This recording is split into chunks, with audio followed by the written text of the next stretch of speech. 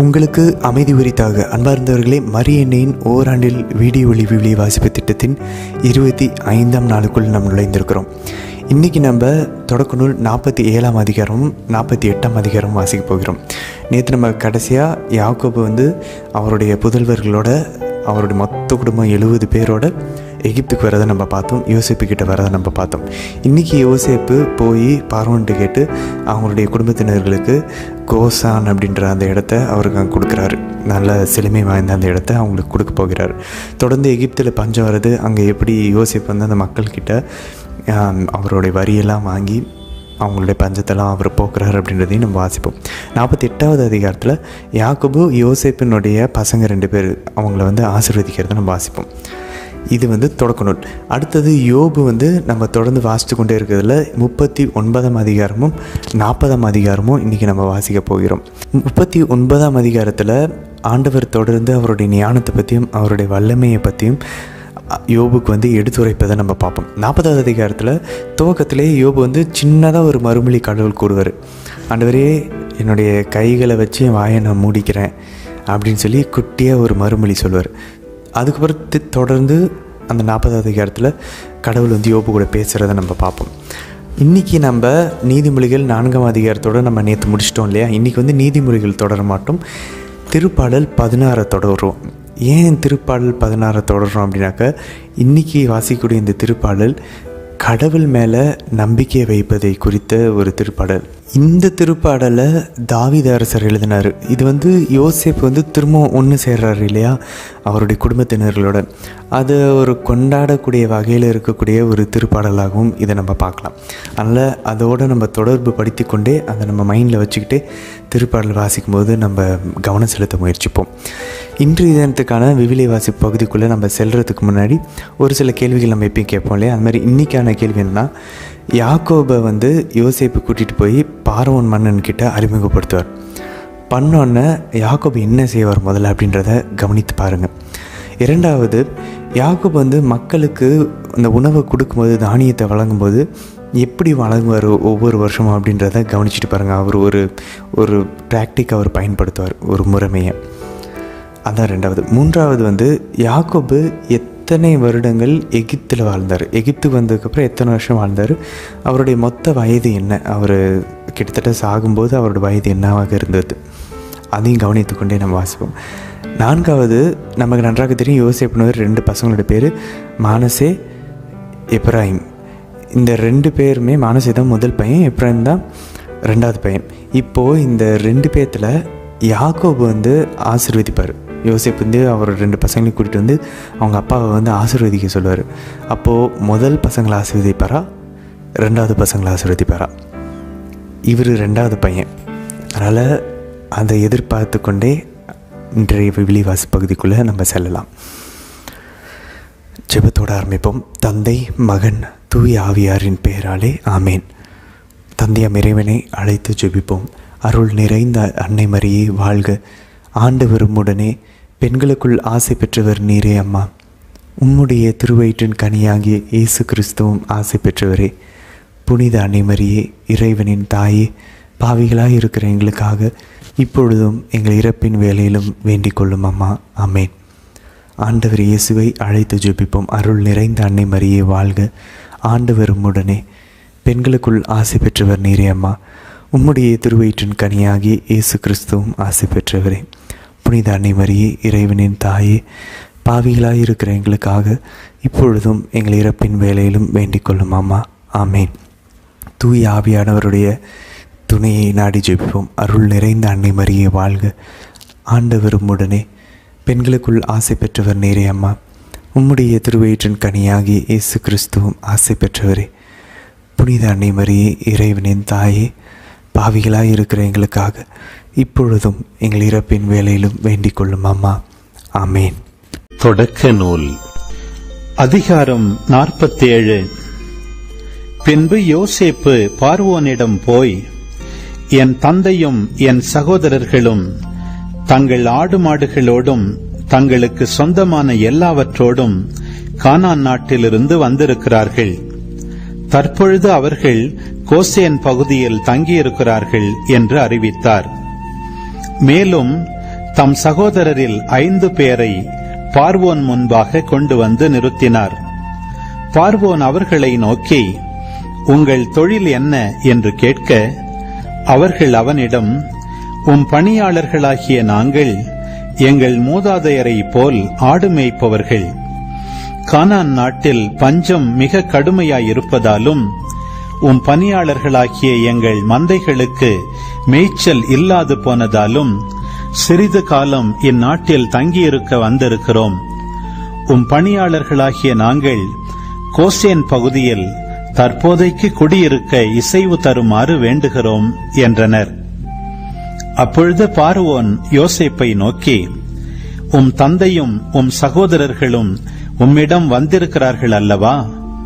எகிப்து நாடு உமக்கு முன்பாக இருக்கிறது. இந்த நாட்டின் சிறந்த பகுதியில் உம் தந்தையும் சகோதரரும் குடியேறும்படி செய்யும். கோசேன் பகுதியில் அவர்கள் வாழட்டும். அவர்களில் திறமையுள்ளவர்கள் உண்டென்று நீர் அறிவீரானால் எனக்கு சொந்தமான மந்தைகளுக்கு பொறுப்பான அதிகாரிகளாக அவர்களை ஏற்படுத்தலாம் என்றான். பின்னர் யோசேப்பு தம் தந்தையை அழைத்து வந்து அரசன் முன் நிறுத்தினார். யாக்கோபு பார்வோனுக்கு வாழ்த்து மொழி கூறினார். பார்வோன் யாக்கோபை நோக்கி, உமது வயதென்ன என்று வினவினான். அதற்கு யாக்கோபு பார்வோனை நோக்கி, என் வாழ்க்கை பயண நாள்கள் 130 ஆண்டுகள். அவை எண்ணிக்கையில் குறைந்தவை, துன்பத்தில் மிகுந்தவை. ஆனால் அவை என் மூதாதையரின் நாள்களுக்கு குறைந்தவையே என்றார். யாக்கோபு பார்வோனுக்கு வாழ்த்து மொழி கூறிய பின் அவனிடம் விடை பெற்று சென்றார். பார்வோன் கட்டளையிட்டிருந்தபடி யோசேப்பு தம் தந்தைக்கும் சகோதரர்களுக்கும் எகிப்து நாட்டின் மிகவும் வளமான ராம்சேசு நிலப்பகுதியை உரிமையாக கொடுத்து அங்கு அவர்களை குடியேற்றினார். மேலும் யோசேப்பு தம் தந்தை, தம் சகோதரர், தம் தந்தையின் குடும்பத்தார் அனைவருக்கும் அவரவர் பிள்ளைகளின் எண்ணிக்கைக்கேற்ப உணவளித்து அவர்களை பேணி காத்து வந்தார். பஞ்சம் மிக கடுமையாயிருந்தது. உலகெங்கும் உணவு கிடைக்கவில்லை. குறிப்பாக எகிப்து நாடும் கானான் நாடும் பஞ்சத்தால் வாடின. எகிப்தியருக்கும் கானானியருக்கும் தானியம் விற்றதால் கிடைத்த பணத்தை எல்லாம் ஒன்று சேர்த்து யோசேப்பு பார்வோனின் அரண்மனைக்கு கொண்டு வந்தார். எகிப்து கானான் நாடுகளில் பணம் தீர்ந்து போன போது எகிப்தியர் எல்லாரும் யோசேப்பிடம் வந்து, எங்களுக்கு உணவு தாரும், பணம் இல்லை என்பதால் உம்முன் நாங்கள் ஏன் சாக வேண்டும் என்றனர். அதற்கு அவர், உங்களிடம் பணம் இல்லையெனில் உங்கள் மந்தைகளை கொண்டு வாருங்கள், அவற்றுக்கு பதிலாக உங்களுக்கு தானியம் தருவேன் என்றார். எனவே அவர்கள் போய் மந்தைகளை கொண்டு வந்தபோது யோசேப்பு குதிரைகளையும் ஆட்டு மந்தைகளையும் மாட்டு மந்தைகளையும் கழுதைகளையும் வாங்கிக் கொண்டு அவற்றுக்கு பதிலாக அவர்களுக்கு உணவுப் பொருள்கள் கொடுத்தார். இப்படி கால்நடைகளை எல்லாம் ஈடாக பெற்று அவர்களை அந்த ஆண்டு காப்பாற்றினார். அந்த ஆண்டு முடிந்த பின் அடுத்த ஆண்டில் அவர்கள் மீண்டும் வந்து அவரை நோக்கி, எம் தலைவரிடம் மறைப்பதற்கு ஒன்றுமில்லை, பணம் தீர்ந்து போயிற்று, கால்நடைகளும் எம் தலைவருக்கு சொந்தமாகிவிட்டன. எம் தலைவருக்கு அளிக்க எங்கள் உடலும் நிலமும் தவிர எங்களிடம் எஞ்சியிருப்பது எதுவும் இல்லை. உம் கண்முன் நாங்களும் எங்கள் நிலமும் ஏன் அழிய வேண்டும்? எங்களையும் எங்கள் நிலத்தையும் உணவுப் பொருளுக்கு ஈடாக எடுத்துக்கொள்ளும். நாங்களும் எங்கள் நிலங்களும் பார்வோனுக்கு உடைமைகளாயிருப்போம். நாங்கள் சாகாமல் உயிரோடு இருக்கவும் நிலம் பாழடையாமல் இருக்கவும் எங்களுக்கு தானியம் தாரும் என்றனர். அவ்வாறே யோசேப்பு எகிப்திய நிலம் முழுவதையும் பார்வோனுக்கென்று வாங்கிக் கொண்டார். ஏனென்றால் பசியின் கொடுமையால் எகிப்தியர் அனைவரும் தங்கள் வயல்கள் எல்லாவற்றையும் விற்றுவிட்டனர். அந்த நாடே பார்வோனுக்கு சொந்தமாயிற்று. எகிப்தின் ஓர் எல்லையிலிருந்து மறு எல்லை வரை இருந்த மக்கள் அனைவரையும் யோசேப்பு அடிமை வேலைக்கு உள்ளாக்கினார். அர்ச்சகர்களின் வயல்களை மட்டும் அவர் வாங்கவில்லை. ஏனென்றால் பார்வோன் அவற்றை அவர்களுக்கு மானியமாக கொடுத்திருந்தான். பார்வோன் அவர்களுக்கு தந்திருந்த மானியத்திலிருந்து அவர்கள் உண்டு வந்ததால் அவர்கள் தங்கள் நிலப்புலன்களை விற்கவில்லை. அப்பொழுது யோசேப்பு மக்களை நோக்கி, இன்று உங்களையும் உங்கள் நிலங்களையும் பார்வோனுக்கு உடமையாக வாங்கிவிட்டேன். இப்போது உங்களுக்கு விதை தானியம் தருகிறேன். அதை நிலத்தில் விதையுங்கள். விளைச்சலில் 1/5 பாகம் பார்வோனுக்கு செலுத்துங்கள். எஞ்சிய 4 பாகம் உங்கள் வயல்களுக்கு விதையாகவும் உங்களுக்கும் உங்கள் வீட்டாருக்கும் பிள்ளைகளுக்கும் உணவாகவும் இருக்கட்டும் என்று சொன்னார். அதற்கு அவர்கள், எங்கள் உயிரை காப்பாற்றிவிட்டீர். தலைவராகிய உம் பார்வையில் எங்களுக்கு தயை கிடைப்பதாக. நாங்கள் பார்வோனுக்கு அடிமைகளாகவே இருப்போம் என்றார்கள். யோசேப்பு எகிப்து நாட்டில் நிலச்சட்டம் ஒன்று கொண்டு வந்தார். அது இன்று வரை வழக்கில் உள்ளது. 1/5 பாகம் பார்வோனுக்கு உரியது என்றாயிற்று. அர்ச்சகர்களின் நிலப்புலன்கள் மட்டும் பார்வோனின் உடைமையாகவில்லை. இஸ்ரவேலர் எகிப்து நாட்டில் கோசேன் பகுதியில் குடியேறி அதனை உரிமையாக்கிக் கொண்டு அங்கே மிகவும் பல்கி பெருகினர். யாக்கோபு 17 ஆண்டுகள் எகிப்து நாட்டில் இருந்தார். அவரது வாழ்நாள் மொத்தம் 147 ஆண்டுகள். அவர் தாம் இறக்கும் நாள் நெருங்கி வருவதைக் கண்டு தம் மகன் யோசேப்பை வரவழைத்து அவரை நோக்கி, உன் பார்வையில் எனக்கு தயை கிடைக்குமானால் உன் கையை என் தொடையின் கீழ் வைத்து எனக்கு கனிவும் பற்றும் காட்டுவதாக வாக்களி.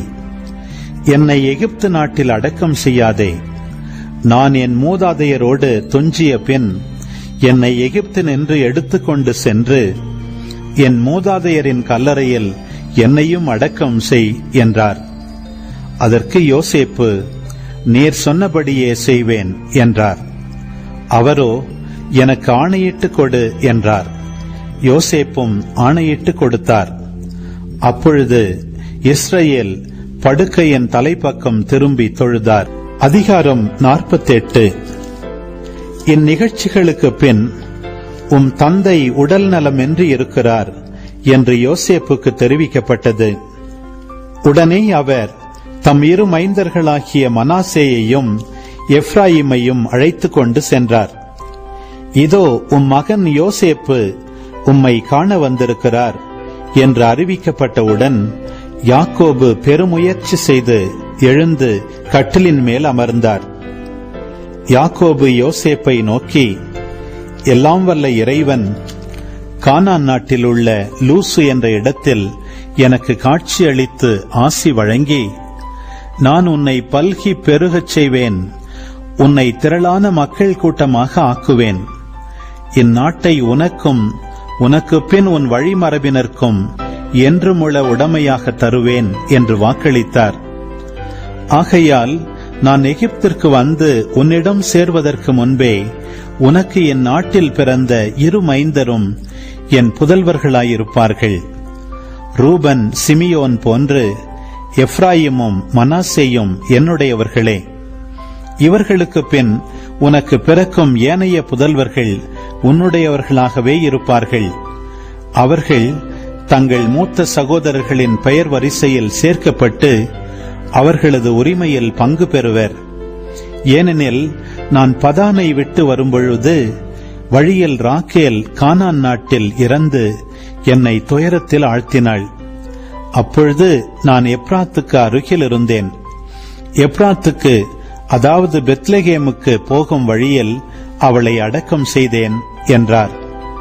பின் அவர் யோசேப்பின் புதல்வர்களை கண்டு, இவர்கள் யார் என்று கேட்டார். யோசேப்பு தம் தந்தையிடம், இந்நாட்டில் கடவுள் எனக்கு தந்தருளின மைந்தர்கள் இவர்கள்தாம் என்று சொல்ல, அவர், அவர்களை என் அருகில் கொண்டு வா, நான் அவர்களுக்கு ஆசி வழங்குகிறேன் என்றார். ஏனெனில் வயது முதிர்ச்சியினால் இஸ்ரவேலின் பார்வை மங்கி போக அவர் எதையும் காண முடியாதவராயிருந்தார். யோசேப்பு அவர்களை அவர் அருகில் கொண்டு வந்தவுடன் அவர் அவர்களை முத்தமிட்டு அரவணைத்துக் கொண்டார். பின்னர் இஸ்ரவேல் யோசேப்பை நோக்கி, உன் முகத்தை நான் காணமாட்டேன் என்றே நினைத்தேன். ஆனால் உன் வழிமரபையும் கூட நான் காணும்படி கடவுள் அருள் செய்தார் என்றார். பின்னர் யோசேப்பு அவர் மடியிலிருந்த தம் பிள்ளைகளை இறக்கிவிட்டு தரையில் முகம் குப்புற விழுந்து வணங்கினார். பின்பு யோசேப்பு எப்ராயிமை தம் வலக்கையால் இஸ்ரவேலுக்கு இடப்புறமும் மனாசேயை தம் இடக்கையால் இஸ்ரவேலுக்கு வலப்புறமும் இருக்கும்படி அழைத்து வந்து இருவரையும் அவர் அருகில் நிறுத்தினார். ஆனால் இஸ்ரவேல் தம் கைகளை குறுக்காக நீட்டி வலக்கையை இளையவன் எப்ராயிமின் தலைமீதும் இடக்கையை தலைமகன் மனாசேயின் தலைமீதும் மாற்றி வைத்தார். அவர் யோசேப்புக்கு ஆசி வழங்கி கூறியது, என் தந்தையரான ஆபிரகாமும் ஈசாக்கும் எந்த கடவுள் திருமுன் நடந்து வந்தனரோ அந்த கடவுளே இன்று வரை என் வாழ்நாள் முழுவதும் எனக்கு ஆயராக விளங்கி வருகிறார். அந்த கடவுள் என்னை எல்லா தீமையினின்றும் மீட்ட தூதர். இச்சிறுவர்களுக்கு ஆசி வழங்குவாராக. மேலும் என் பெயரும் என் தந்தையரான ஆபிரகாம் ஈசாக்கின் பெயர்களும் இவர்கள் மூலம் நிலை நிற்பனவாக. மண்ணுலகில் இவர்கள் பெருந்திரளாக பல்குவார்களாக. தம் தந்தை வலக்கையை எப்ராயிம் தலைமேல் வைத்திருந்தது யோசேப்புக்கு பிடிக்கவில்லை. எனவே அவர் எப்ராயிம் தலைமேலிருந்த தம் தந்தையின் கையை மனாசேயின் தலைமேல் வைக்கும்படி எடுக்க முயன்றார். யோசேப்பு தம் தந்தையை நோக்கி, தந்தையே, இது சரியன்று. இவன்தான் தலைமகன். இவன் தலையின் மேல் உமது வலக்கையை வையும் என்றார். ஆனால் அவர் தந்தை மறுத்து, தெரியும் மகனே, எனக்கு தெரியும். இவனும் ஒரு மக்களினமாக பல்கி பெருகுவான். ஆனால் இவன் தம்பி இவனிலும் பெரியவன் ஆவான். அவன் வழிமரபினர் மக்களினங்களாக பெருகுவர் என்று கூறினார். மேலும் அவர் அன்று அவர்களுக்கு ஆசி வழங்கி கூறியது, எப்ராயிம் மனாசேயைப் போல் உன்னையும் கடவுள் வளரச் செய்வாராக என்று உங்கள் பெயரால் இஸ்ரவேல் ஆசி வழங்கும். இவ்வாறு அவர் எப்ராயிமை மனாசேக்கு முன் வைத்தார். பின்பு இஸ்ரவேல் யோசேப்பை நோக்கி, இதோ நான் சாகப் போகிறேன். கடவுள் உங்களோடு இருப்பார். உங்கள் மூதாதையரின் நாட்டிற்கு உங்களை அவர் திரும்பவும் நடத்திச் செல்வார். நான் என் வாளாலும் வில்லாலும் எமோரியரிடமிருந்து கைப்பற்றிய செக்கேம் பகுதியை உன் சகோதரரை விட உயர்ந்தவன் என்ற முறையில் உனக்கே தருகிறேன் என்றார். யோபு ஆகமம் அதிகாரம் 39. வரையாடு ஈனும் பருவம் தெரியுமோ? மான்குட்டியை ஈனுதலை பார்த்தது உண்டா? எண்ண முடியா அவை சினையாயிருக்கும் மாதத்தை? கணிக்க முடியுமா அவை ஈனுகின்ற காலத்தை? குனிந்த குட்டிகளை அவை தள்ளும், வேதனையில் அவற்றை வெளியேற்றும். வெட்ட வெளியில் குட்டிகள் வளர்ந்து வலிமை பெறும். விட்டு பிரியும், அவைகளிடம் மீண்டும் வராது. காட்டு கழுதையை கட்டற்று திரியச் செய்தவர் யார்? கழுதையின் கட்டுகளை அவிழ்த்தவர் யார்? பாலை நிலத்தை அதற்கு வீடாக்கினேன், உவர் நிலத்தை அதற்கு உறைவிடமாக்கினேன். நகர அமளியை அது நகைக்கும், ஓட்டுவோன் அதட்டலுக்கும் செவிகொடாது. குன்றுகள் எங்கும் தேடும் மேய்ச்சலை, பசுமை அனைத்தையும் நாடி அலையும். காட்டெருமை உனக்கு ஊழியம் செய்ய விரும்புமா? உன் தொழுவத்தில் ஓர் இரவேனும் தங்குமா? காட்டெருமையை கலப்பையில் பூட்டி உழுதிடுவாயோ? பள்ளத்தாக்கில் பரம்படிக்க அது உன் பின்னே வருமோ? அது மிகுந்த வலிமை கொண்டதால் அதனை நம்பியிருப்பாயோ? எனவே உன் வேலையை அதனிடம் விடுவாயோ? அது திரும்பி வரும் என நீ நம்புவாயோ? உன் களத்திலிருந்து தானியத்தை கொணருமோ? தீக்கோழி சிறகடித்து நகைத்திடும், ஆனால் அதன் இறக்கையிலும் சிறகுகளிலும் இரக்கம் உண்டோ? ஏனெனில் மண்மேலே அது தன் முட்டையை இடும், புழுதி மேல் பொறிக்க விட்டுவிடும். காலடிப்பட்டு அவை நொறுங்கும் என்றோ, காட்டு விலங்கு அவைகளை மிதிக்கும் என்றோ அது நினைக்கவில்லை. தன்னுடையவை அல்லாதன போன்று தன் குஞ்சுகளை கொடுமையாய் நடத்தும். தன் வேதனை வீணாயிற்று என்று கூட பதறாமல் போம். கடவுள் அதை மதிமறக்கச் செய்தார், அறிவினில் பங்கு அளித்தார் இல்லை. விரித்து சிறகடித்து எழும்பொழுது பரியோடு அதன் வீரனையும் பரிகசிக்குமே. குதிரைக்கு வலிமை கொடுத்தது நீயோ? அதன் கழுத்தை பிடரியால் ஒடுத்தியது நீயோ? அதனை தத்துக்கிளி போல் தாவச் செய்வது நீயோ? அதன் செருக்குமிகு கனைப்பு நடுங்க வைத்திடுமே. அது மண்ணை பறிக்கும், தன் வலிமையில் மகிழும், போர்க்களத்தை சந்திக்க புறப்பட்டுச் செல்லும். அது அச்சத்தை எள்ளி நகையாடும், அசையாது. வாழ்முனை கண்டு பின்வாங்காது. அதன் மேல் அம்பரா தூணி கலகலக்கும், ஈட்டியும் வேலும் பளபளக்கும். அது துள்ளும், பொங்கி எழும், மண்ணை விழுங்கும். ஊது கொம்பு ஓசையில் ஓய்ந்து நிற்காது. எக்காலம் முழங்கும் போதெல்லாம் ஐயீ என்னும். தளபதிகளின் இடிமுழக்கத்தையும் இரைச்சலையும் அப்பால் போரினையும் இப்பாலே மோப்பம் பிடிக்கும். உன் அறிவினாலா வல்லூறு பாய்ந்து இறங்குகின்றது? தெற்கு நோக்கி இறக்கையை விரிக்கின்றது? உனது கட்டளையாலா கழுகு பறந்து ஏறுகின்றது? உயர்ந்த இடத்தில் தன் உறைவிடத்தை கட்டுகின்றது? பாறை உச்சியில் கூடு கட்டி தங்குகின்றது? செங்குத்து பாறையை அரணாக கொண்டுள்ளது. அங்கிருந்தே அது கூர்ந்து இரையை பார்க்கும். தொலையிலிருந்தே அதன் கண்கள் அதை காணும். குருதியை உறிஞ்சும் அதன் குஞ்சுகள் எங்கே பிணமுண்டோ அங்கே அது இருக்கும். அதிகாரம் 40. பின்பு யோபை பார்த்து ஆண்டவர் கூறினார், குற்றம் காண்பவன் எல்லாம் வல்லவரோடு வழக்காடுவானா? கடவுளோடு வாதாடுபவன் விடையளிக்கட்டும். யோபு ஆண்டவர்க்கு கூறிய மறுமொழி: இதோ எளியேன் யான் இயம்புதற்குண்டோ? என் வாயை கையால் பொத்திக் கொள்வேன். ஒருமுறை பேசினேன், மறுமொழி உரையேன். மீண்டும் பேசினேன், இனி பேசவே மாட்டேன். ஆண்டவர் சூறாவளியின் என்று யோபுக்கு அருளிய பதில்: வீரனைப் போல் இடையை இறுக்கி கட்டிக்கொள். வினவுவேன் உன்னிடம், விடை எனக்கு அளிப்பாய். என் தீர்ப்பிலேயே நீ குற்றம் காண்பாயா? உன்னை சரியென காட்ட என் மீது குற்றம் சாட்டுவாயா? இறைவனுக்கு உள்ளது போல் உனக்கு கையுண்டோ? அவர் போன்று இடிக்குரலில் முழங்குவாயோ? சீர் சிறப்பினால் உன்னை அணி செய்து கொள். மேன்மையையும் மாண்பினையும் உடுத்திக்கொள். கொட்டு உன் கோபப்பெருக்கை. செருக்குற்ற ஒவ்வொருவரையும் நோக்கிடு, தாழ்த்திடு. செருக்குற்ற எல்லாரையும் நோக்கிடு, வீழ்த்திடு. தீயோரை அவர்களிடத்திலேயே மிதித்திடு. புழுதியில் அவர்களை ஒன்றாய் புதைத்திடு. காரிருளில் அவர் முகங்களை மூடிடு. அப்பொழுது உனது வலக்கை உன்னை காக்கும் என்று நானே ஒத்துக்கொள்வேன். இதோ பார், உன்னை படைத்தது போல் நான் உண்டாக்கிய பெகிமோத்து காளை போல் புல்லை தின்கின்றது. இதோ காண், அதன் ஆற்றல் அதன் இடுப்பில், அதன் வலிமை வயிற்று தசைநாரில். அது தன் வாலை கேதுரு மரம் போல் விரைக்கும். அதன் தொடை நரம்புகள் கயிறு போல் இறுகியிருக்கும். அதன் எலும்புகள் வெண்கல குழாய்கள். அதன் உறுப்புகள் உருக்கு கம்பிகள். இறைவனின் படைப்புகளில் தலையாயது அதுவே. படைத்தவரே அதை பட்டயத்துடன் நெருக்க முடியும். மலைகள் அதற்கு பொற்பூண்டுகளை விளைவிக்கின்றன. விலங்குகள் எல்லாம் விளையாடுவதும் அங்கேதான். அது நிழற்செடிக்கு அடியிலும் நாணல் மறைவிலும் உளைச்சேற்றிலும் படுத்து கிடக்கும். அச்செடி தன் நிழலால் அதை மறைக்கும். ஓடையின் அலறி அதை சூழ்ந்து நிற்கும். ஆறு புரண்டோடினும் அது மிரண்டோடாது.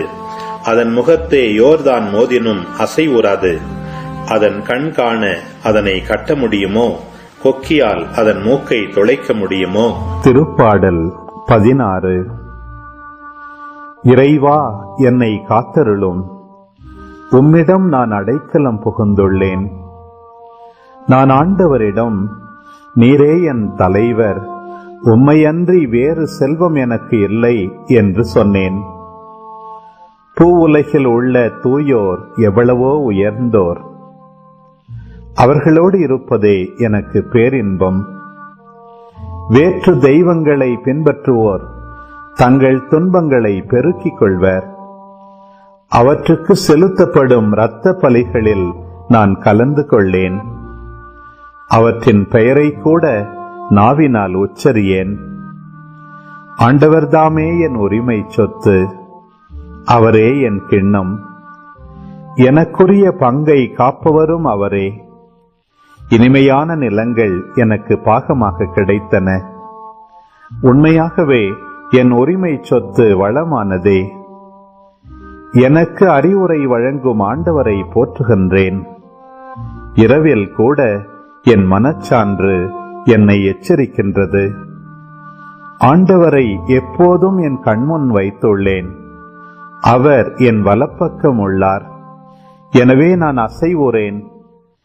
என் இதயம் அக்களிக்கின்றது, என் உள்ளம் மகிழ்ந்து துள்ளுகின்றது. என் உடலும் பாதுகாப்பில் நிலைத்திருக்கும்.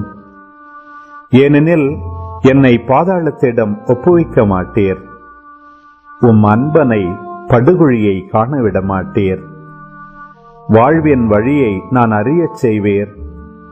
உமது முன்னிலையில் எனக்கு நிறைவான மகிழ்ச்சி உண்டு.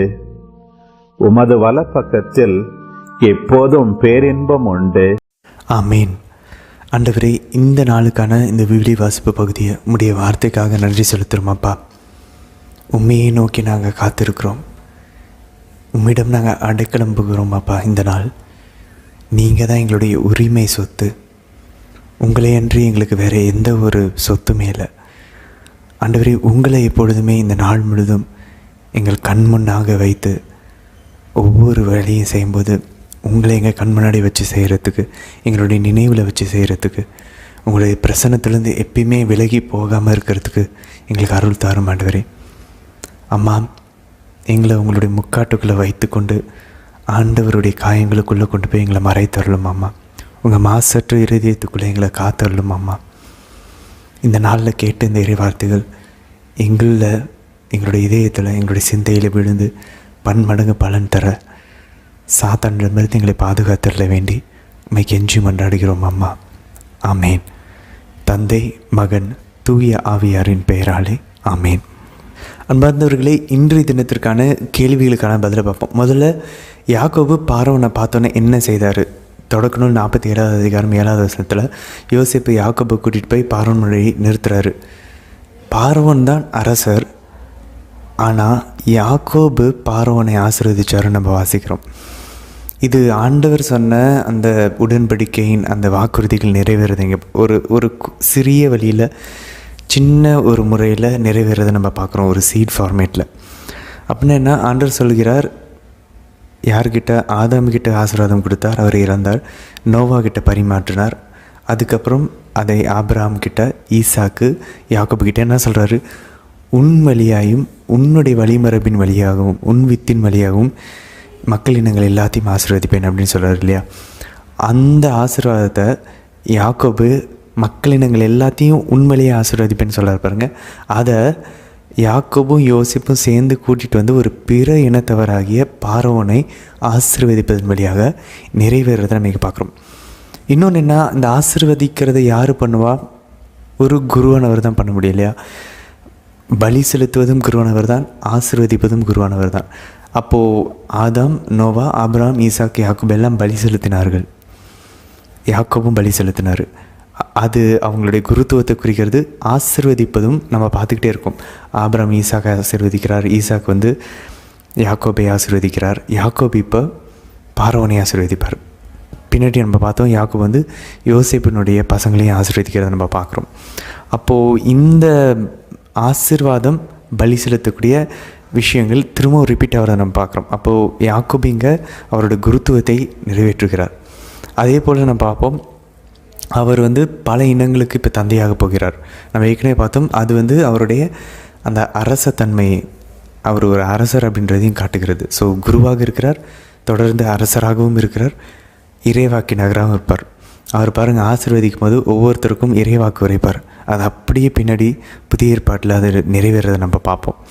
அப்போது குரு, அரசர், இறைவாக்கினர், இந்த மூணும் அப்படியே ஆண்டவர் தேர்ந்தெடுத்து ஒரு நபர்கள்கிட்ட மட்டும் கொடுத்துட்டு வர்றாரு. எதற்காக?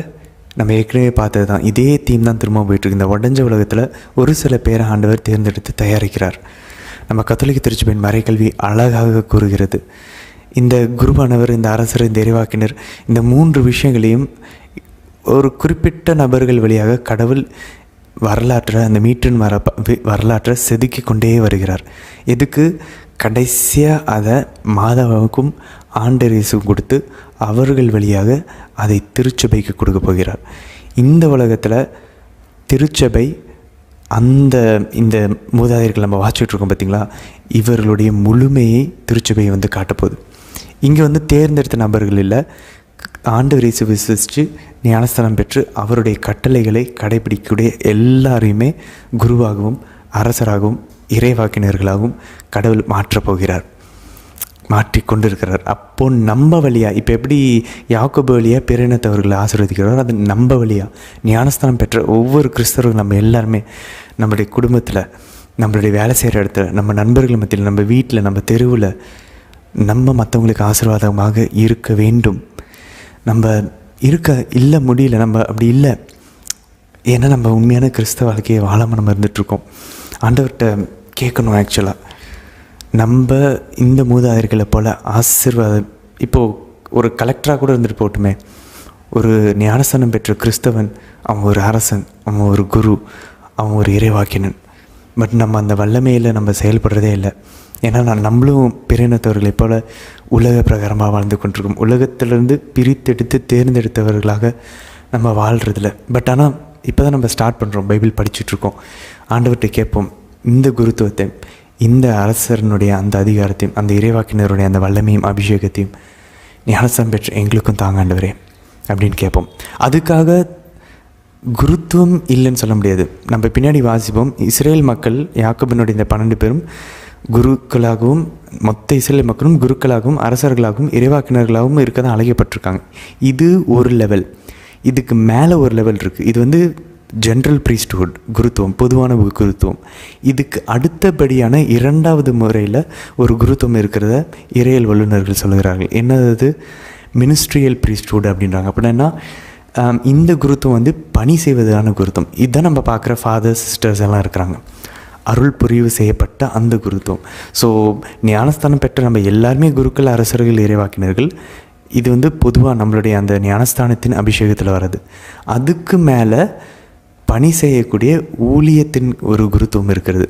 அதுதான் ஃபாதர், சிஸ்டர்ஸ். அது வந்து தனிப்பட்ட ஒரு அழைப்பு. அதுக்கும் மேலே ஒன்று இருக்குது. இதுதான் ஹையஸ்ட் தலைமை குருத்துவம். அது ஒருத்தர் தான், அது ஆண்டவர் இயேசு தான். அதை நம்ம பின்னாடி பார்ப்போம். நம்ம இப்போ அடுத்து நம்ம நாளானையிலேருந்து விடுதலை பயணம் வாசிப்போம்.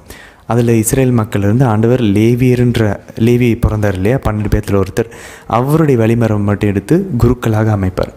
இவங்களாம் அந்த பணிபுரியக்கூடிய குருத்துவம், மினிஸ்ட்ரியல் ப்ரீஸ்ட்ஹுட். தலைமை குரு இவங்களுக்கெல்லாம் ஒருத்தர் இருப்பார். ஸோ 3 கட்டத்தில் குருத்துவம் இருக்குது. இதை வந்து பிரிந்து போன சகோதரர்கள் புரிந்து கொள்ள மாட்டாங்க. எங்கேயாச்சும் ஒரு வசனம் இருக்கும் புதிய ஏற்பாடில், நம்ம எல்லாருமே குருக்கள், அரசர்கள், இறைவாக்கினர்கள். அப்போ வந்து குருக்களே தேவையில்லை, ஃபாதர்ஸே தேவையில்லைன்னு சொல்லுவாங்க. அப்படிலாம் கிடையாது. 3 கட்டத்தில் பைபிளில் குருத்துவம் இருக்குது. இது எல்லா பிரிந்து போன இறையியல் வல்லுநர்கள் கூட ஒத்துக்கொள்ளுறாங்க. அரைகுறையாக பைபிள் படித்தவங்க மட்டும்தான் அதை ஒத்துக்க மாட்டேங்கிறாங்க. அதனால் 3 கட்டங்களில், 3 படிகளில் குருத்துவம், அரசர்கள், இறைவாக்கினர்கள்ன்ற அந்த ஒரு அபிஷேகம் இருக்குது. நம்ம எல்லாருமே அந்த பொது குருத்துவம் அதுக்குள்ளே நம்ம வருவோம். குருக்கள், கன்னியர்கள் அந்த பணி புரியக்கூடிய மினிஸ்ட்ரியல் ப்ரீஸ்ட்ஹுட்டில் வருவாங்க. ஆண்டவர் இயேசு இவர்களுக்கு எல்லாத்துக்கும், நம்ம எல்லாருக்கும் தலைமை குருவாக இருக்கிறார். ஸோ இது ஒரு புரிதல் வேணும். சரி, இது ஒரு பக்கம் இருக்க. 2வது கேள்வி, யோசேப்பு எப்படி எல்லா மக்களுக்கும் உணவு கொடுத்தார்? 47வது அதிகாரம் 13லேருந்து 26 வசனங்கள் வாசனை தெரியும். ஒவ்வொருத்தர்கிட்டையும் முதல்ல அவங்களுடைய பணங்களை வாங்குறாரு, அதுக்கப்புறம் அவங்களுடைய நிலங்களை வாங்குறாரு, ஆடு மாடுகளை. அப்புறம் அவங்களையே வந்து அடிமைகளாக வாங்கி மொத்தத்தையும் பார்வோனுக்கு வென்று கொடுக்குறார். 3வது கேள்வி, யாக்கோபு எத்தனை ஆண்டுகள் எகிப்தில் இருந்தார்னு சொல்லி நான் பார்த்தோம். எகிப்தில் அவர் வந்து 17 வருடங்கள் இருந்தார். அவர் உள்ளே வரும்போது 130 வயது. அதுக்கப்புறம் ஒரு 17 வருஷம் இருக்கிறாரு. அப்போ மொத்தம் அவர் இறக்கும்போது கிட்டத்தட்ட அவரோட வயது 147 வயது யாக்கோபுக்கு. 4வது கேள்வி, யோசேப்பினோட இந்த 2 மகன்கள் மானசே, எப்ராயிம். இந்த மானசே, எப்ராயிமில் முதல் பையனை ஆசீர்வதிச்சாரா, 2வது பையனை ஆசீர்வதிச்சாரான்ற கேள்வியை நம்ம கேட்டோம். யாக்கோபு 2வது பையனை தான் அவருடைய வலது கரத்தை வச்சு ஆசீர்வதிப்பார். அவர் யாக்கோபுக்கு அவங்க அம்மா வயிற்றில் அவர் இருந்தபோது ரெபேக்காவுக்கு ஆண்டவர் சொன்னார் இல்லையா, இளையவன் வந்து மூத்தவனுக்கு சேவை செய்வான் அப்படின்னு சொல்லி, பணிந்து நடப்பான் அப்படின்னு சொல்லி. அதே ஆசீர்வாதத்தை அப்படியே இங்கே யோசேப்பினுடைய பிள்ளைங்களுக்கு தரதை நம்ம இங்கே பார்க்குறோம். சரி, இது ஒரு பக்கம் இருக்குது. இன்றைக்கான விலக்குறைக்குள்ளே நம்ம போகலாம். முக்கியமான ஒரு விஷயம் என்ன அப்படின்னாக்க பாருங்கள், தொடக்க நூல் 48வது அதிகாரம் 16வது வசனத்தில் ஆண்டவர் கொடுத்த அந்த ஆசீர்வாதத்தை அப்படியே யாக்கோபு வந்து தரதை நம்ம இங்கே பார்க்குறோம். 16வது வசனத்தில் அவர் யோசேப்பை வந்து ப்ளஸ் பண்ணுறாரு. யாக்கோபு யோசேப்புக்கு அப்படியே ஆரம்பம் கொடுத்த அதே ஆசீர்வாதம் என்னது, நீங்கள் உலகமெல்லாம் போய் பழுகி பெறுங்கள் அப்படின்னு சொல்லி, பெரிய இனமாங்க அப்படின்னு சொல்லி அங்கே ஆதாமுக்கும் நோவாவுக்கும் ஆபிரகாமுக்கும் ஈசாமுக்கும் கொடுத்த அந்த ஆசீர்வாதத்தை என்னுடைய மூதாதையரின் கடவுளுடைய அந்த ஆசீர்வாதம் உனக்கு இருக்கட்டும், உலகத்திலெல்லாம் நீ ஒரு பெரிய இனமாக மாறு அப்படின்னு சொல்லி யோசேப்பை ஆசீர்வதிக்க பார்க்குறோம். யோசேப் மட்டும் இல்லை, யோசேப்புடைய பிள்ளைகளையும் அவர் அந்த 2 பசங்களையும் ஆசீர்வதிக்கிறத நம்ம இங்கே பார்க்குறோம். அது மட்டும் இல்லை, நம்ம தொடர்ந்து ஆண்டவர் இயேசு எப்படி யோசேப்பில் முன்குறிக்கப்பட்டிருக்கார் அப்படின்றதையும் நம்ம ஒவ்வொரு நாளும் பார்த்து கொண்டே வரோம். இன்றைக்கி நம்ம வாசிச்சோன்னா தெரியும், 47வது அதிகாரம் 1-12 வசனங்கள் வரைக்கும் வாசித்தவங்க தெரியும். அதுக்கு முன்னாடி 46வது அதிகாரத்தில் கூட 28லேருந்து நம்ம வாசிச்சோன்னாலும் தெரியும். யோசேப் வந்து பார்வோனு கூட பேசி ஒரு அங்கே எகிப்தில் இருக்கக்கூடிய ஒரு அழகான ஒரு இடத்த அவருடைய குடும்பத்தினர்களுக்காக யோசேப்பு தயார் பண்ணுறாரு. தயார் பண்ணி அவருடைய குடும்பத்தை மொத்தத்தையும் கூட்டிகிட்டு போய் அங்கே அவங்கள இருக்க வைக்கிறாரு. இங்கே நம்ம பார்க்குறோம், யோவான் நற்செய்தி 14ஆம் அதிகாரத்தில் 3வது வசனத்தில் ஆண்டவர் சொல்கிறார், நான் போய் உங்களுக்கு ஒரு இடம் ஏற்பாடு செய்வேன், அதுக்கப்புறம் திரும்பி வந்து உங்களை நான் என்னிடம் அழைத்து செல்வேன், அப்போது நான் இருக்கும் இடத்திலேயே நீங்களும் இருப்பீர்கள். இதை தான் சொன்னார் தெரியுமா யோசேப்பு பழைய ஏற்பாட்டில் யாக்கோபை பார்த்து, நான் இருக்கிற இடத்துல நீங்கள் இருக்கலாம், என் கூடவே நீங்கள் இருக்கலாம், வாங்க அப்படின்னு சொல்லி கூப்பிட்றாரு. இங்கே ஆண்டவர் இயேசு அவருடைய தந்தை விண்ணகத்துக்கு அங்கே போய் ஒரு இடத்த ஏற்பாடு செஞ்சுட்டு நம்மளை கூப்பிடுவாராம், வந்து நம்மளை கூட்டிகிட்டு போவாராம். யோசேப்பு இங்கே கோசான்ன்ற அந்த ஒரு செழிப்பான இடத்த, எகிப்தில் தேர்ந்தெடுக்கப்பட்ட இடத்த பழைய ஏற்பாட்டின் யோசேப்பு அவருடைய குடும்பத்தினர்களுக்கு தயார்படுத்துகிறார். இங்கே புதிய ஏற்பாடின் புதிய யோசேப்பாகிய ஆண்டவர் இயேசு அவருடைய குடும்பத்தினர்களாகிய அவருடைய சகோதர சகோதரிகளாகிய நமக்கு விண்ணகத்தில் அழகான உறைவிடங்கள் பல உண்டு, நான் போய் அங்கே இடம் ஏற்பாடு செஞ்சு உங்களை வந்து நான் கூட்டிகிட்டு போவேன், அது வரைக்கும் என் மேலே அன்போடையும் விசுவாசத்தோடையும் இருக்குன்னு ஆண்டவர் சொல்கிறார். திரும்பி போய் மாதாவோடையும் ஆண்டவர் இயேசுவோடையும் தந்தை இறைவனோடையும் ஆவியானவரோடையும் நம்ம இணைந்து இருக்க போகிறோம். அதுதான் நம்மளுடைய உண்மையான நிரந்தரமான வீடு. இங்கே இருக்கிறது எல்லாமே ஜஸ்ட் ஒரு தற்காலிகமான ஒரு உறைவிடம் தான். அதனால தான் பாருங்கள், 48வது அதிகாரத்தில் யோசேப்புக்கிட்ட யாக்கோபு சொல்கிறார், கடவுளை என்கிட்ட தோன்றினார், உன்னுடைய வழிமரபுக்கு இதை என்றென்றும் உள்ள ஒரு நிலையான ஒரு உரிமை சொத்தை நான் கொடுப்பேன் அப்படின்னு சொல்லி இந்த கானான் தேசத்தை எனக்கு வாக்களித்தார் அப்படின்னு சொல்லி யாக்கோபு வந்து யோசேப்புக்கிட்ட சொல்கிறத நம்ம பார்க்குறோம். ஆனால் நல்லா யோசிச்சு பாருங்கள், அந்த புதிய யோசேப்பு ஆண்டவர் இயேசு நமக்கு என்றென்றும் நிலை வாழ்வு தரக்கூடிய அந்த விண்ணகத்தை நம்ம கொடுக்க போகிறார். அதனால நம்ம திருப்பாடல் இன்றைக்கி அழகாக அது ஏற்ற மாதிரி வாசித்தோம். 16வது அதிகாரத்தில் 5வது வசனத்தில் வாசிக்கிறோம், ஆண்டவர் தாமே என் உரிமை சொத்து, அவரே என் கிண்ணம். யோசிச்சு பாருங்களேன், இந்த திருப்பாடலை தாவீது எழுதுகிறாரு. அவர் அரசராக இருக்கிறார். அவருடைய மேஜையில் அவர் சாப்பிட்ற இடத்துல அவருக்கு இல்லாத சுகமே கிடையாது, எல்லாமே இருக்குது. ஆனால் தாவீது ஏழையரின் உள்ளத்தை கொண்டிருந்தார். அதனால தான் அவரால் இந்த மாதிரி எழுத முடியுது. அவர் எவ்வளோ ஆண்டவரை சோதிச்சிருக்காரு பாருங்கள். அவர் சொல்கிறார், ஆண்டவர் தான் என்னோடய உரிமை சொத்து, எனக்கு இந்த மாளிகையில் என்னுடைய இந்த அரசாட்சியில் நான் ஒரு அரசன், ஆனால் எனக்கு இதில் எதுலேயுமே எனக்கு நாட்டம் இல்லை, அவருடைய கோயில் என்னால் வாழ்ந்தால் போதும், அவர் தான் என் உரிமை சொத்து. அவர் சொல்ல பாருங்கள், எனக்கு ஆண்டவரை எப்போதும் என் கண்முனையை வைத்துள்ளேன், அவர் என் வலப்பக்கம் உள்ளார், எனவே நான் அசை வர மாட்டேன். நம்ம வந்து கண்ணு முன்னாடி என்ன வச்சுருக்குறோம்? ஆக்சுவலாக தேவை தான், நம்ம நிறைய விஷயங்கள் உலகத்தில் வாழ்கிறதுக்கு தேவையான எல்லா விஷயங்களும் இருக்குது. ஆனால் டீப் டவுன் ஆழத்தில் போய் என்னுடைய உரிமை சொத்து எது?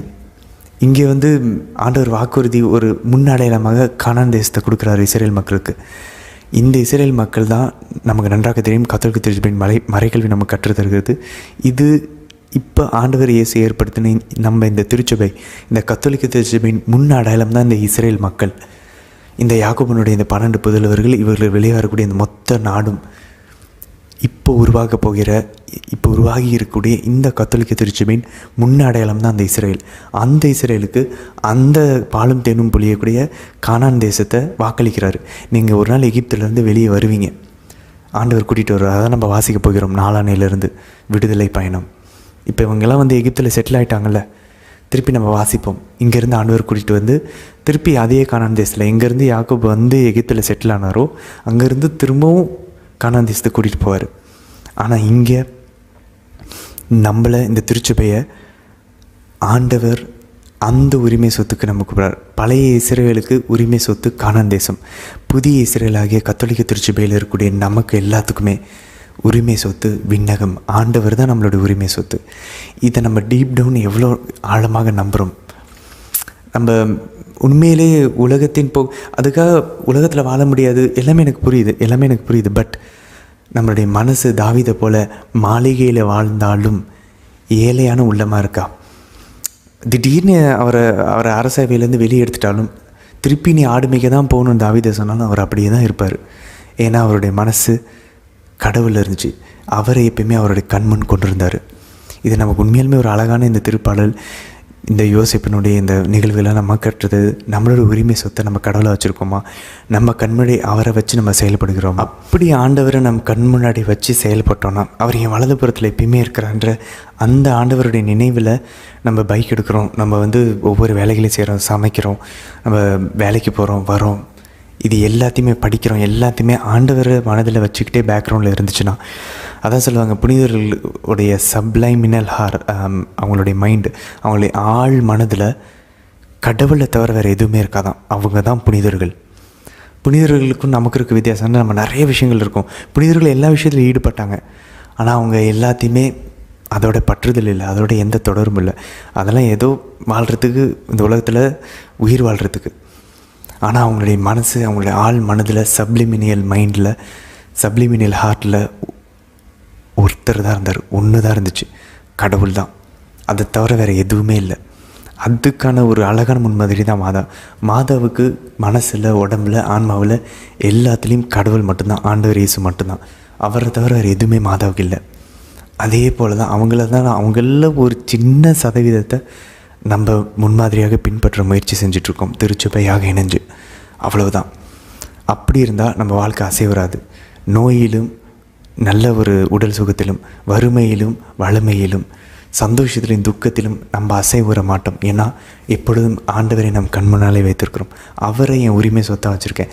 என்னுடைய குடும்பத்தினவர்களோ, என்னுடைய நண்பர்களோ, என்னுடைய வேலையோ, என்னுடைய பதவியோ, என்னுடைய திறமையோ, என்னுடைய உடலின் பலமோ, என்னுடைய அறிவோ எதுவுமே என்னுடைய உரிமை சொத்து கிடையாது. என்னுடைய உரிமை சொத்து கடவுள். இந்த ப்ரையாரிட்டி வச்சிட்டோன்னா நம்ம அசைவுறவே மாட்டோம், எல்லாத்துலேயும் நிலையாக நிற்போம். கடவுள் நம்ம வலதுபுறத்தில் இருப்பார். அப்படி நம்ம இருந்தோன்னா நல்லா பாருங்கள், அவர் சொல்ல பாருங்கள், திருப்பாடல் 16:7 இரவில் கூட என் மனசான்று என்னை எச்சரிக்கிறது. அப்படி அந்த ஆள் மனசில் கடவுளை மட்டும் நம்ம உரிமையை சொத்த வச்சுருந்தோன்னா நம்ம இரவில் கூட நம்ம மனசாட்சி கடவுளை நாடிக்கொண்டிருக்கும். கடவுள் நம்ம கூட பேசுவார். அதனால தான் பாருங்கள், பழைய ஏற்பாடு யோசிப்பு, பழைய ஏற்பாடின் யாக்கோபு, புதிய ஏற்பாடின் யோசிப்பு, புனிதர்கள், புனித ஜான் போஸ்கோ, கனவுலெல்லாம் ஆண்டவர் ஏன் பேசினார்? ஏன்னா அவங்களுடைய ஆள் மனசில் அவங்களுடைய ஏக்கம் எல்லாம் பணம் கிடையாது, உடலின் இன்பங்கள் கிடையாது, அவருடைய ஏக்கம் எல்லாம் கடவுள் மட்டும்தான். அதனால தான் அவங்க தூங்கும் போது கூட கடவுள் வராங்க. நம்ம அப்படி இருக்கணும்னு சொல்லி கேட்கலாம் ஆண்டவர்கிட்ட. ஆண்டவரே ஆசையாக இருக்குது, எனக்கு அந்த மாதிரி இருக்கணும்னு ஆசையாக இருக்குதுன்னு கேட்டாலே போதும், கொஞ்சம் கொஞ்சமாக கடவுள் நம்ம அந்த மாதிரி மாற்றுவார். இன்னொரு முக்கியமான அலகோரிக்கல் சென்ஸ், முன்னடையாளத்தையும் நம்ம பார்க்கணும். பழைய ஏற்பாட்டின் யோசிப்பு ஆண்டவர் இயேசுக்கு முன்னடையாளம்னு பார்த்தோம். அதே பழைய ஏற்பாட்டு யோசிப்பை விவிலிய அறிஞர்கள் என்ன சொல்கிறாங்கன்னா, புதிய ஏற்பாட்டின் யோசிப்பாகிய நம்ம சூசை தந்தை, நம்ம அன்பார்ந்த சூசை தந்தைக்கு ஒரு முன்னடையாளம் சொல்கிறாங்க. எப்படி? 2 பேரோட பேரும் யோசிப்பு. அது மட்டும் இல்லை, 2 பேருக்குமே கடவுள் கனவுகளில் பேசினார். புதிய ஏற்பாட்டிலையும் ஆண்டவர் கனவுல தோன்றி மாதாவை ஏற்றுக்கொள்வதற்கு தயங்க வேணான்னு சொல்கிறாங்க. திரும்பி கனவுல தோன்றி எகிப்திற்கு மாதாவையும் குழந்தையும் அதன் தாயையும் கூட்டி கொண்டு போன்னு சொல்கிறாங்க புதிய ஏற்பாட்டில்.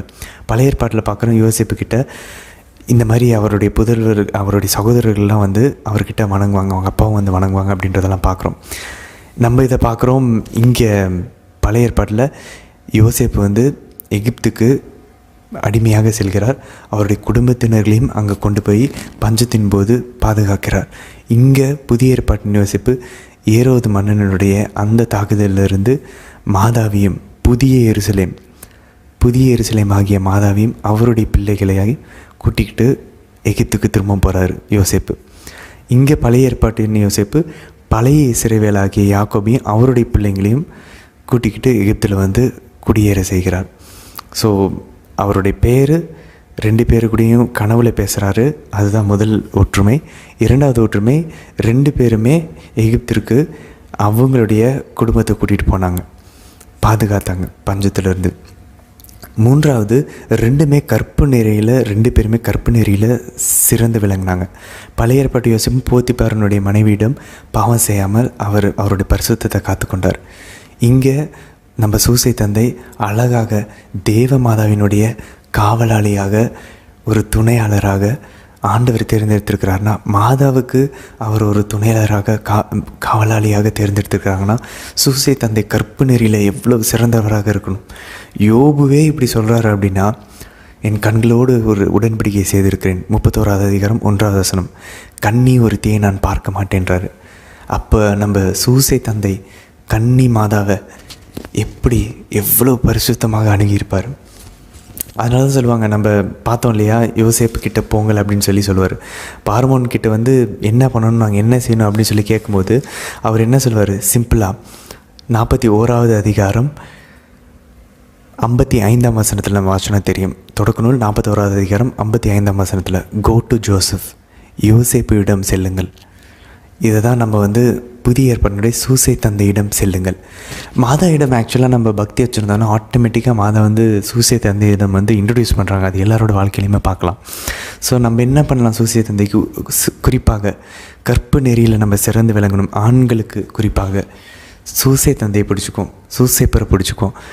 அவர் வந்து டெரர் ஆஃப் டீமன்ஸ்ன்றாங்க, தீய ஆவிகளுக்கு ஒரு பயங்கரமான ஒரு எதிரியாக சூசை தந்தை இருக்கிறார். ஏன்னா ஏரோது மன்னன்ற அந்த தீமையை ஆண்டவர் இயேசுவையும் அந்த புதிய திருச்சபையை காத்தவர் புனித சூசை தந்தை. இப்பவும் திருச்சபையினுடைய பாதுகாவலராக சூசை தந்தை தான் இருக்கிறார். அதனால் கற்பு நெறியில் சிறந்து விளங்குறதுக்கு பரிசுத்தமாய் வாழணும் அப்படின்னாக்கா சூசை தந்தையிடம் பக்தி கொள்ளலாம். நமக்கு எப்படி பண்ணலாம், ரொம்ப நம்மளுடைய அன்றாட வாழ்க்கையில் 3 வேளை ஜெபம் ஜெபிக்கிறோன்னா, ஜெபிச்சு முடித்ததுக்கப்புறம் புனித சூசை தந்தையை எங்களுக்காக வேண்டிக்கொள்ளும் அப்படின்னு சொல்லலாம். காலையில் எந்திரிச்சோன்னே நம்ம மார்னிங் ஆஃபரிங் பண்ணிவிட்டு அந்த ஜெபத்தை முடித்ததுக்கப்புறம் எல்லா ஜெபத்தை முடிக்கும் போதும் கடைசியாக புனித சூசை தந்தையை, இன்றைக்கி உங்களை போல் நான் பரிசுத்தமாக இருக்க எனக்காக வேண்டிக் கொள்ளுங்களேன் அப்படின்னு சொல்லி நம்ம கேட்கலாம். ஜெபமாலை ஜெபிச்சு முடித்ததுக்கப்புறம் சூசை தந்தையிடம் நம்ம ஜெபிக்கலாம். சின்னதாக புனித சூசை தந்தை, எங்களுக்கு உங்களை ரொம்ப பிடிக்கும், எங்களை பரிசுத்தமாக காத்துக்கொள்ள எங்களுக்காக பரிந்து பேசுங்க. இந்த நாள் முழுதும் எங்களுடைய சிந்தனை, கண்கள், எங்களுடைய வார்த்தைகளை, எங்களுடைய செயல்களை, உடலின் ஒவ்வொரு அசைவுகளையும் உங்களைப் போல பரிசுத்தமாக காத்துக்கொள்ள எங்களுக்கு உதவி பண்ணுங்க சொல்லி சூசை தந்தையிடம் நம்ம ஜெபிக்கலாம். அதனால் தொடக்கணும் 41வது அதிகாரம் 55வது வசனத்தை புதிய ஏற்பாட்டின் சூசை தந்தைக்கு நம்ம அப்ளை பண்ணலாம். சூசை தந்தையிடம் செல்லுங்கள். அவர் வந்து மாதாவை, ஆண்டவர் இயேசுவை இன்னும் எப்படி அன்பு செய்யணுன்றதை நமக்கு சூசை அப்பா சொல்லி தருவாங்க. அதனால் அவரிடம் நம்ம பக்தி கொள்ளவும் முயற்சிப்போம். ஸோ பழைய ஏற்பாட்லேயும் புதிய ஏற்பாட்லேயும் இருக்கக்கூடிய அந்த ஒற்றுமைகள் நம்ம பார்த்தோம். 2 பேரும் யோசேப்பு 2 பேர்ட்டையும் கனவுல பேசினார். 2வது 2 பேரும் எகிப்துக்கு அவங்க குடும்பத்தை கூட்டிகிட்டு சென்றாங்க. 3வது 2 பேருமே கற்பு நிலையில் சிறந்து விளங்கினாங்க. 4வது ஒரு விஷயம் என்ன அப்படின்னாக்கா, சூசை தந்தை வந்து வாழ்வு தரும் அப்பமாகிய ஆண்டவர் இயேசுவை பாதுகாத்து வைத்து உலகத்துக்கு கொடுத்தார். பழைய ஏற்பாட்டின் யோசேப்பு சாதாரண அப்பம், மக்களுக்கு தானியத்தை, அவங்களுடைய உடலின் தேவைக்கான அந்த அப்பத்தை அவர் கிடங்களை சேர்த்து வச்சு அவங்களுக்கு பஞ்சத்தின் போது கொடுத்தார். ஸோ இப்படி இந்த ஒரு வகையில் 4 ஒற்றுமைகளை பழைய ஏற்பாட்டின் யோசேப்புக்கும் புதிய ஏற்பாட்டின் சூசை தந்தைக்கும் நம்ம காண முடியும். இது ஒரு பக்கம் இருக்க. திருப்பாடல் 16வது அதிகாரம் 9லிருந்து 11 வரைக்கும் வாசிச்சோன்னா, இது ஆண்டவர் இயேசுவை பற்றின ஒரு இறைவாக்கு, மறந்துடவே கூடாது. குறிப்பாக திருப்பாடல் 16வது அதிகாரம் 10வது வசனத்தில், ஏனெனில் என்னை பாதாளத்திடம் ஒப்புவிக்க மாட்டீர், அன்பனை படுகுழியை காண விடமாட்டீர். இதை அப்போஸ்தலர் பணி 2வது அதிகாரத்தில் 22வது வசனத்துலேருந்து 37வது வசனத்திலையும், அதே அப்போஸ்தலர் பணி 13வது அதிகாரம் 35வது வசனத்திலையும் புனித பேதுரு வந்து இதை கோட் பண்ணுவார். இதை வந்து மேல்கோறு காட்டி அழகாக சொல்வார். இது வந்து ஆண்டவர் இயேசுவை குறிக்கூடியது. ஏன்னா ஆண்டவர் இயேசுவை படுகொலியை காண விடலை. அவர் அதை நம்ம வந்து ஆக்சுவலாக பார்த்தோம் அப்படின்னாக்க கிரேக்கத்திலும் எபிரேயத்திலும் அவருடைய உடலை அழிவுற விடலை. படுகொலியை காண விடலைன்னு சொல்கிறத விட அவருடைய உடலை சிதைய விடலை, அழிவுற விடலை. அதனால் இந்த திருப்பாடல் 16வது அதிகாரம் 10வது வசனம் ஆண்டவர் இயேசுக்கான இறைவாக்கு. மெஸ்ஸியாவுடைய உடலை, அவருடைய அன்பார்ந்தவரை தந்தையாம் இறைவன் அவருடைய உடலை அழிவுற விட மாட்டார், படுகொலியில் 3ஆம் நாள் உயிர்த்தெழ வைப்பார். ஸோ இது வந்து ஆண்டவர் இயேசுக்கான ஒரு இறைவாக்காக பார்க்குறோம். இதை நம்ம புனிதர்களுக்கும் பார்க்கலாம். அதான் அப்போஸ்தலர் பணி 2வது அதிகாரம் 22 37 நம்ம வாசனம் தெரியும். பேதுரு வந்து பெந்தகோஸ்து தினத்துக்கு அப்புறம் சொல்கிறாரு, அப்படியே நம்ம இந்த யோசேப்பினுடைய வாழ்வை அப்படியே இங்கே பார்க்குற தெரியும். நீங்கள் வந்து தப்பாக பழி போட்டு ஆண்டவரை வந்து சிலுவையில் அரைஞ்சிங்க, ஆனால் கடவுள் அவரை வந்து விடுவிச்சார், அவர் உயிர்த்தெழ செய்தார் அப்படின்னு சொல்லி அழகாக பேதுரு சொல்கிறத நம்ம இங்கே பார்க்குறோம். அப்படியே இங்கே வந்து யோசேப்பு பழைய ஏற்பாட்டில் சொல்லுவார், நீங்களே எனக்கு தீங்கி நினச்சிங்க, ஆனால் கடவுள் அதை உங்களுடைய உயிரையும் பல பேரோட உயிரையும் காப்பாற்றுவதற்கு அதை மாற்றினார் அப்படின்னு சொல்லி இங்கே யோசேப்பு சொல்கிறாரு. அங்கே பேதுரு ஆண்டவர் இயேசுவை நீங்கள் எல்லாம் தப்பாக பழி சுமத்தி கொண்டு போட்டீங்க, ஆனால் கடவுள் அவரை உயிர்த்தெழ செய்தார், அவருடைய உடலை படுகொலியை காண விடலை அப்படின்னு சொல்லி டைரெக்டாக இந்த திருப்பாடல் 16:9-11 வசனங்களை பேதுரு வந்து அங்கே புதிய ஏற்பாட்டில் வந்து கோட் பண்ணுறாரு. ஸோ இதுலேருந்து நமக்கு என்ன புனிதர்கள்கிட்ட நான் கற்றுக்கலாம். இப்போ சமீபத்தில் நிறைய பிரச்சனைகள் ஓடிட்டு இருந்துச்சு. சவேரியார் உடம்பு வந்து அழியாமல் இருக்குது, இது வந்து ஏதோ இவங்க கதை கட்டுறாங்க. டைரெக்டாக இங்கே வசனம் இருக்குது. திருப்பாடல் 16ஆம் அதிகாரம் 10ஆம் வசனம், உம் அன்பனின் படுகொலியை காணவிட மாட்டீர், உம் அன்பனின் உடலை படுகொலியை காணவிட மாட்டீர். அப்போஸ்தலர் பணி 2வது அதிகாரம் 22-37 வசனங்களை வாசனை தெரியும். அதே போல் அப்போஸ்தலர் 13:35 ஆண்டவர் பரிசுத்தவான்களின் உடலை அழிவுற விட மாட்டார். அவர் திரும்பவும் அவர் 2ஆம் வருகை போவதும் சரி, இப்போவும் சரி, ஒரு சில புனிதர்களின் உடலை, புனித பாதிரி பியோ, புனித சவேரியார் உடம்பு ஏன் அழியாமல் இருக்குது? ஏன்னா அதுக்கு வசனம் இங்கே இருக்குது.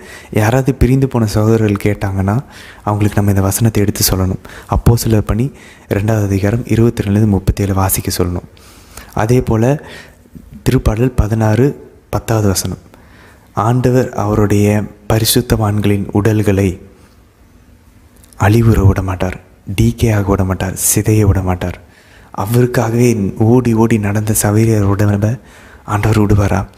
தேவமாதாவை நேரில் பார்த்த பெர்னதத்தம்மாவுடைய உடம்பை ஆண்டவர் அழிவுற விடுவாரா? நமக்கு இந்த அற்புத பதக்கத்தை நமக்கு பெற்று தந்த கேத்ரின் லெபோரி, புனித கேத்ரின் லெபோரின் உடலை அழிவுற விடலை. குறிப்பாக மாதாவை பார்த்தவர்கள் அழிவுற்றதாக சரித்திரமே இல்லை.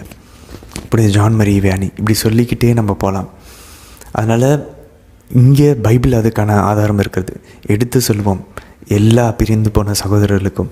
இங்கே கத்தோலிக்க திருச்சபையில் இருக்கக்கூடிய எல்லா புனிதர்களுடைய உடலும் அழியாமல் இருக்குது. ஏன்னா புனிதர்களின் உடலை அழிவுற மாட்டார்னு திருப்பாடல் 16 இருக்குது. அப்போஸ்தலர் பணி 2வது அதிகாரம் 13வது அதிகாரத்தில் இருக்குதுன்னு சொல்லி நம்ம அவங்களுக்கு சுட்டி காட்டுவோம். கூடவே 1 கொரிந்தியர் 15ஆம் அதிகாரம் 53ஆம் வசனமே அவங்களுக்கு சொல்லலாம். ஆண்டவர் திரும்ப வரும்போது அழிவுக்குரிய உடல் அழியாமையை அணிந்து கொள்ள வேண்டும், சாவுக்குரிய உடல் சாகாமையை அணிந்து கொள்ள வேண்டும்னு சொல்லி புனித பவுல் கூறுகிறார். ஆண்டவர் திரும்பி வரும்போது எக்காலம் முழங்கும் போது. ஆனால் அதை ஆண்டவர் தமக்கு அன்பார்ந்தவர்களுக்கு, தமக்கு பரிசுத்தமாக விசுவாசமாக அவரை அன்பு செஞ்சு வாழ்ந்தவர்களுக்கு இப்போவே அதை செய்கிறார். அழிவுக்குரிய அவர்கள் புனிதர்களின் உடலை அழியாமையை இப்பொழுதே அணிந்து கொள்வதற்கு கடவுள் அனுமதிக்கிறார் அப்படின்றதையும் நம்ம சுட்டி காட்டலாம். நாளைக்கு நம்ம தொடக்க நூலை முடிக்கப் போகிறோம், யோபுவையும் முடிக்கப் போகிறோம். முக்கியமான நிறைய நிகழ்வுகள் நடக்கப் போகிறது. நாளை தினத்திற்கான வீடியோவில் நம்ம சந்திக்கலாம். ஆமேன்.